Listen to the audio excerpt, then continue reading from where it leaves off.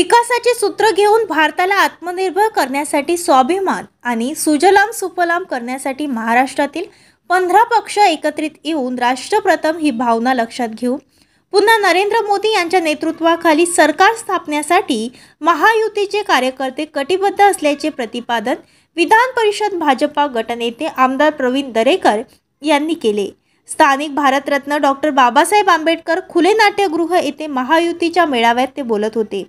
कार्यक्रमाच्या अध्यक्षस्थानी भाजपा प्रदेश सरचिटणीस आमदार रणधीर सावरकर हे होते, तर मंचावर राष्ट्रवादी प्रदेश प्रवक्ते आमदार अमोल मिटकरी, आमदार प्रकाश भारसाकडे, तुकाराम बिळकर, विजय देशमुख, गोपीकिशन बाजोरिया आदी उपस्थित होते। दरम्यान आमदार प्रवीण दरेकर यांनी उद्धव ठाकरे यांच्यावर निशाणा साधला।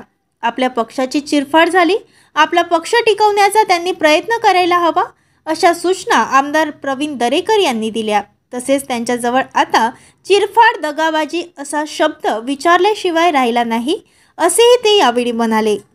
पक्षांना एकत्रित घेऊन अशा प्रकारचे मेळावे होत आहेत आणि येणाऱ्या लोकसभेमध्ये या सर्व महायुतीच्या आमच्या पक्षाच्या वतीनं पंतप्रधान नरेंद्र मोदी साहेबांना महाराष्ट्रातना देशात सर्वाधिक यश द्यायचं आहे अशा प्रकारचा आमचा संकल्प आहे।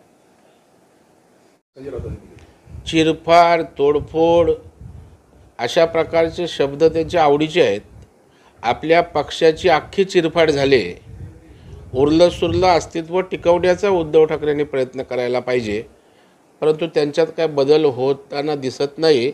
अशाच प्रकारे चिरफाड तोडफोड गद्दार खुद्दार अशा प्रकारच्या वल्गना करण्याशिवाय त्यांच्या हातात दुसरं काही नाही आहे।